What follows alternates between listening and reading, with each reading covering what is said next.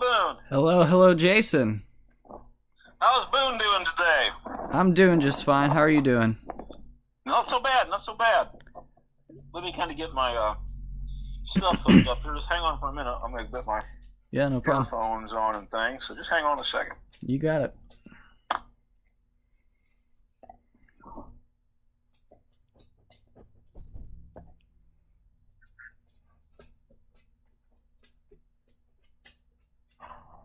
All right, you there, Boone? Yeah, still here. All right. Okay. Well, so what you studying these days in school? I'm a classical guitar performance major Okay. here at EGA, and I'm doing this interview for a class about protest music throughout the United States, and we've mostly focused on like the Cold War era, but we're kind of moving past that now, getting into a little more modern stuff. But I've got this project where I had to do something creative, and I thought interviewing you would be cool, just because, you know, I've been a fan of yours since I was a baby. Yeah, well, vice versa. I've watched you grow up as well, and grow to a fine musician, and well, that's Thank great. you. It sounds like a really interesting class too. Yeah, it has been. It really has been. You've studied Cold War so far. What was that? So like, you've got through with the Cold War period, you say? Yep. A lot of we talked a lot about Pete Seeger and Bob Dylan, all the way up through to we just got done discussing Megadeth yesterday. Wow. Yeah. Good class. Yeah, Fantastic. it's very broad spectrum of music. Yeah. Well, I kind of had a little bit of a plan laid out here. I wanted to ask you, just to start off, kind of how you got into music, and how you ended up in Nashville and forming the Scorchers and all that. Well, I related to the class you're talking about. My older sister went to college and came back with all these cool Dylan records and Phil Oakes records and Pete Seeger records and stuff, and got me into the whole singer-songwriter thing. That awakened the drive in me to want to play and to sing to people as well. But yeah, my first music was, among the first musical styles that I loved a lot was protest music, no question. Okay. I'm assuming it's influenced your songwriting nowadays. Oh, without a doubt, absolutely. I mean, you need to say something when you're writing songs, no matter what your political stripe is. I think you should say what you feel if you feel strongly about something. Mm-hmm. So, being a fan of these protest singer-songwriters and going to Nashville, did you find that there was a want for that kind of song, or at the time was Nashville more of a like what was the scene like when you first got there, I guess? Well, there was basically three scenes. There was the commercial country scene, which was at that time was all focused on country pop. Lee Greenwood, Barbara Mandrell, people like that. Then there was the old outlaw people who still kind of thought wearing long hair and a beard made you a radical. And they were from the old, Waylon and Willie days. Yeah. And then there was these young punk rockers. Warner and Jeff were part of that crowd, and I'd come from that as well in my college days. And in that crowd, there was people doing political music. In the punk rock crowd. Now, there was none of that happening in the country pop world, obviously. Yeah. Obviously. And even by then, the outlaw crowd they were so aging at that point. As I said, they were thinking wearing long hair was making a statement. They're thinking in those terms. Yeah. So, but the young punk rockers there in Nashville, there were some bands that were overtly political, usually way left wing, and they were making a lot of noise, yelling at whoever would listen. Okay.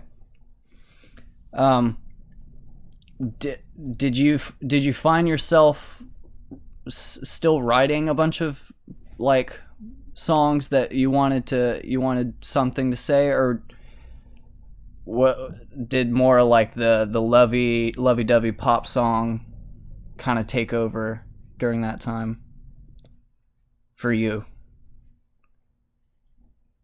I don't remember writing overtly political songs in those days, but the songs all told stories of people who were fighting bigger systems. I think that was a theme of songs like Both Sides of the Line, Hot Nights in Georgia. Yeah. Harvest Moon, sort of, to a point. So I was, and then of course, Still Tied on Lost and Found was a overtly anti-racist song, of course, about a sharecropper get lynched. Yeah. So I was dealing with that to a point. Yeah. So it's you bring up sharecroppers and lynching. I've noticed a lot of focus on the plight of African Americans. Is that from growing up in the South and being so exposed to it, like firsthand? I think that's just from being an American. In It's such a dark spot on our history and our culture. It's unfathomable. You really can't define how deep that has hurt our country. Yeah. The history of race relations in our country. So it's something you're going to talk about, no doubt. Mm-hmm. And I noticed you discussed it even on your newest album with the Montgomery bus boycotts and the Freedom Rides weren't free. Right. Can you hold on a minute? I think hang on. Okay. Sir. You got it. You need me to move? I think it's probably easier to move back. I think it'll go back would be better. All right.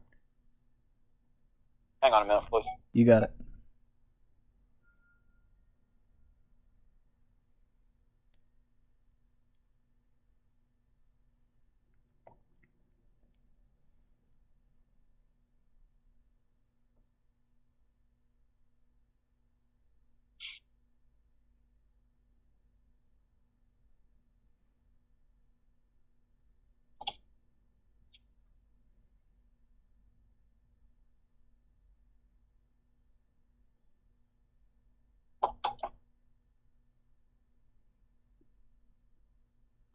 All right, there we go, Ben. Alrighty. All good?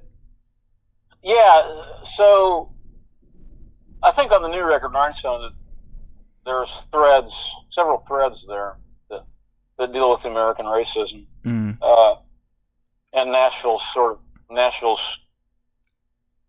connection to that. A lot of folks don't realize that Nashville was one of the ground zero points for the 1950s and early 1960s civil rights movement in America.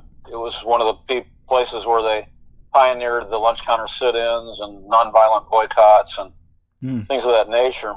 John Lewis was from here, so yeah, I wasn't even aware of that. Yeah, that's absolutely true.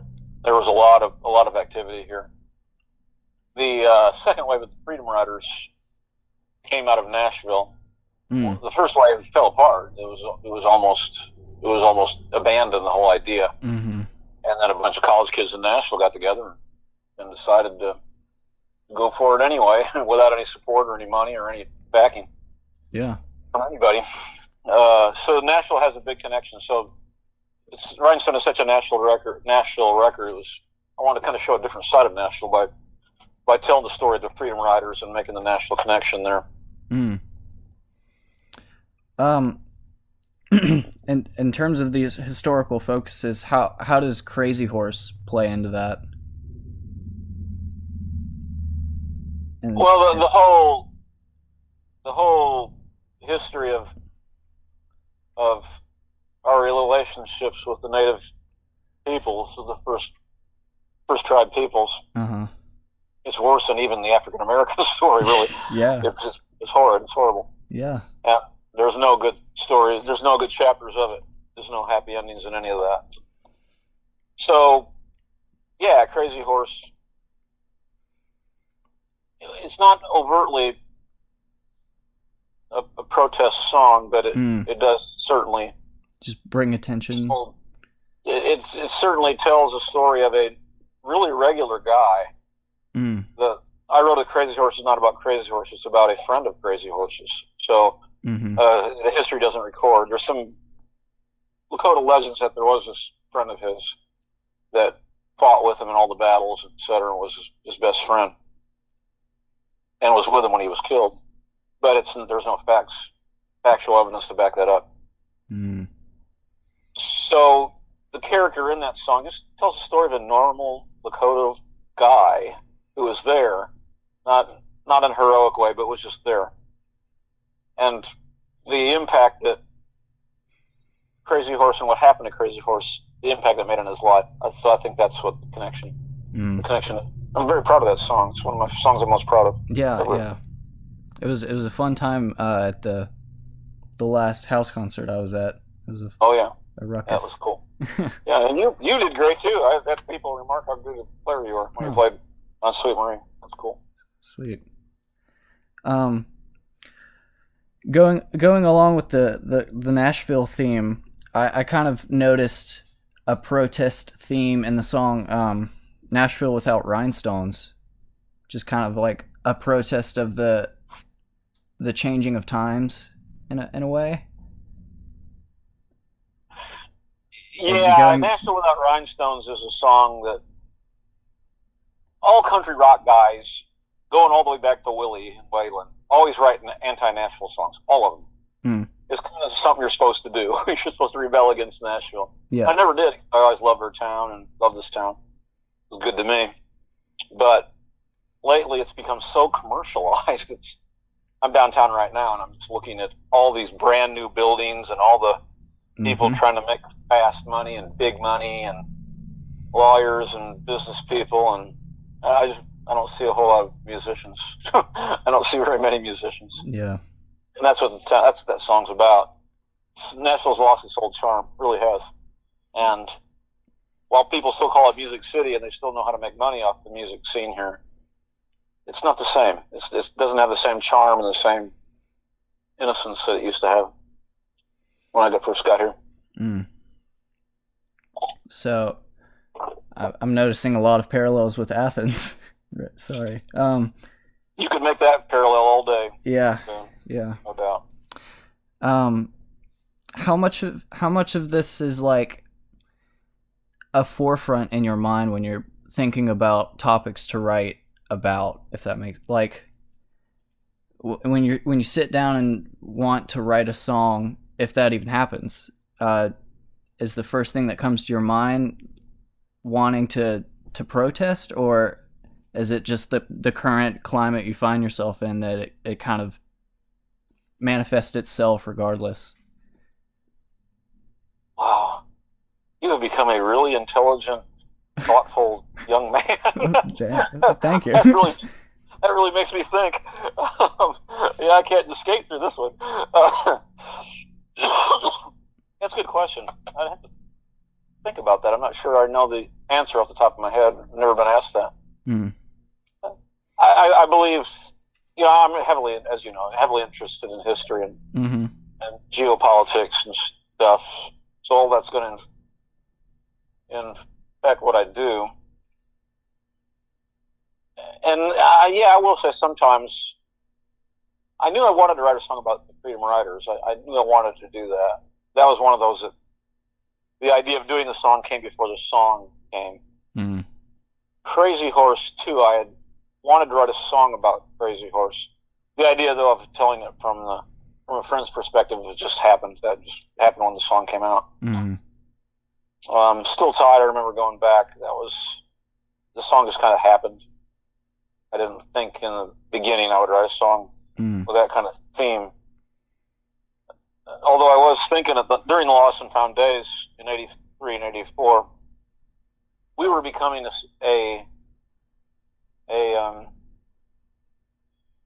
a focal point of a lot of young Southern rockers who weren't really relating to the Allman Brothers or Leonard Skinner anymore. Yeah. And they were relating to bands like us, Guadalcanal Diary and REM, people like that, people that your dad liked. Yep. Your dad was one of those people. Yep. So I sort of wanted to show that our crowd wasn't just waving the rebel flag, you know, but we understood the history of where we come from. We were all proud to be from the South at the time, but I also wanted to show that there's a deep history here that's not always been cornbread and apple pie. Yeah. That's the reality of it. Mm-hmm. Okay. I'm running out of material here. Well, you've asked some incredible questions. I was like, oh, this is Boone. This is, you know, this 3 years old kind of playing a little air guitar on the inflatable guitar. Jeez. Wow. Well, I thank you a lot for taking time out and getting to me. Oh, Boone, it's been my pleasure. This is one of those experiences I'll always remember. Is the day that, having watched Boone Hood and been friends with your dad all these years, you know, ask these incredibly deep questions, really nuanced and thought out. You're a smart young fellow, I tell you. Thank you. I always know you're talented. You're also highly intelligent. Well, thank Great you. To see you. So now in your major, what year are you in now? Your major? I'm a junior right now. You're a junior. Okay. All right. Good. Yep. Got a recital. Where are you living at? I'm at my dad's house. So you're living at your dad's and going to school. Okay. Yep. All right. Here. Are you playing with anybody else these days, or just focusing on a solo classical? No, I'm playing in my dad's band.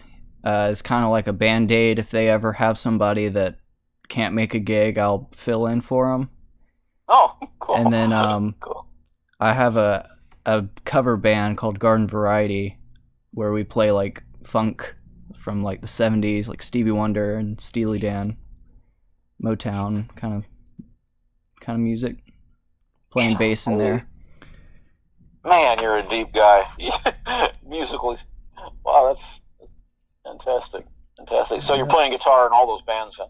I'm actually playing bass in Garden Variety, and then drums seems to be the most in need of like a replacement for gigs. So guitar. So you picked up drums as well? I was originally a drummer. You were originally a drummer? Yeah. Wow. And then, anyway, I will say none of that. I don't think I would still be a musician if it weren't for your influence. So this is also a big deal for me. So thank you. Well, you're very welcome. You're very, very welcome, Ben. So you and your dad are living in Athens then? Yep. The town? Yeah. I see. Right. Which neighborhood? We're over on the east side, kind of like Lexington area. I see. Now Athens has areas. Yeah. It's become just like Nashville. You said that, you know, it's so huge and built up now. Still a cool town though. Great college. Great college. When was the last time you were here? It's been a couple of years. I think that show I did with your dad. It was a benefit for I can't think of his name now. The fellow from Guadalcanal Diary. Can't think of his name. Jeff Walls. Yeah.